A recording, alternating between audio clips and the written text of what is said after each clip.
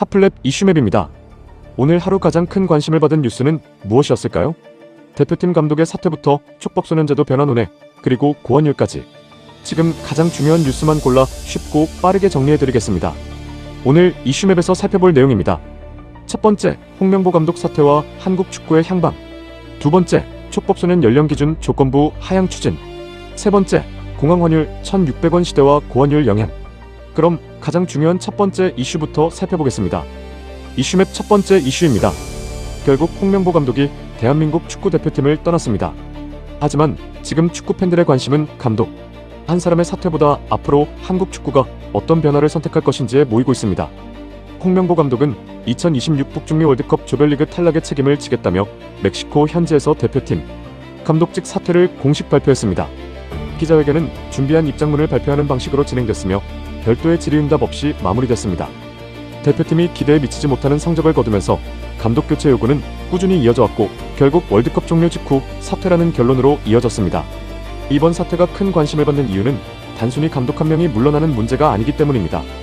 대표팀의 경기력은 물론 선수 운영, 장기적인 육성 시스템, 대한축구협회의 감독 선임 과정까지 한국 축구 전반에 대한 점검이 필요하다는 목소리가 커지고 있습니다.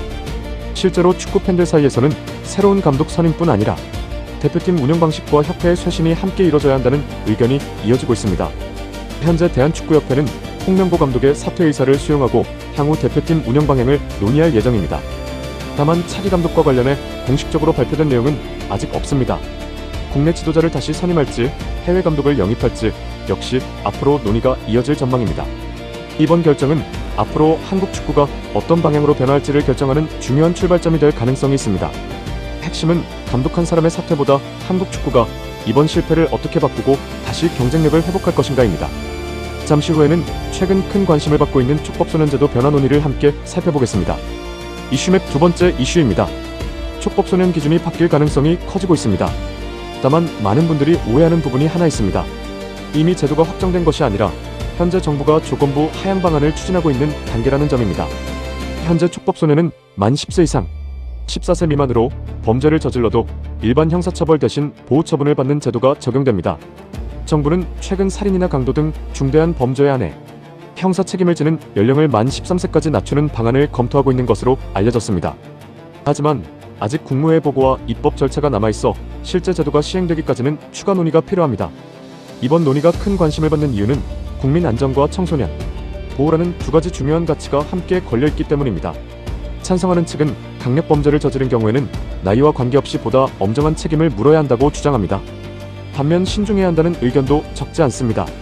청소년의 성장 과정과 교화 가능성을 고려하면 처벌 강화만으로는 근본적인 해결이 어렵고 보호와 교육 시스템도 함께 강화해야 한다는 것입니다.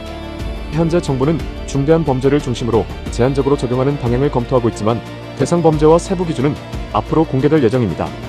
핵심은 단순히 처벌을 강화하느냐가 아니라 사회 안전과 청소년의 재사회화를 어떻게 균형 있게 제도에 담아낼 것인가입니다. 앞으로 국무회의와 국회 논의 과정에서 어떤 결론이 나올지 계속 지켜볼 필요가 있겠습니다.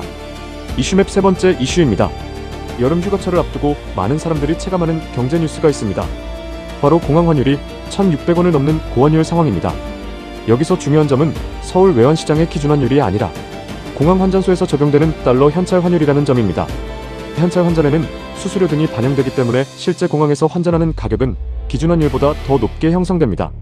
최근에는 일부 공항 환전소에서 달러 현찰 환율이 1,600원을 넘어서면서 해외여행을 준비하는 사람들의 부담도 커지고 있습니다. 이번 고환율은 미국 통화정책과 글로벌 금융시장 불확실성, 외국인 자금 흐름 등이 복합적으로 영향을 준 결과로 분석됩니다. 환율이 높아지면 해외여행과 해외 직구, 유학 비용은 증가하는 반면 수출 기업에는 긍정적인 영향을 줄 수 있는 만큼 경제 전반에 미치는 영향도 적지 않습니다. 전문가들은 앞으로도 미국의 금리 정책과 국제 금융시장 상황에 따라 환율 변동성이 이어질 가능성이 있다고 보고 있습니다. 핵심은 단순히 환율 숫자가 올라간 것이 아니라 우리 생활과 소비에도 직접적인 영향을 주는 경제 변수라는 점입니다. 오늘 준비한 주요 이슈는 여기까지입니다. 오늘 하루 가장 중요한 뉴스를 쉽고 빠르게 정리해드렸습니다. 앞으로도 복잡한 뉴스를 핵심만 이해하기 쉽게 전해드리겠습니다. 도움이 되셨다면 구독과 좋아요 부탁드립니다. 지금까지 핫플랩 이슈맵이었습니다. 감사합니다.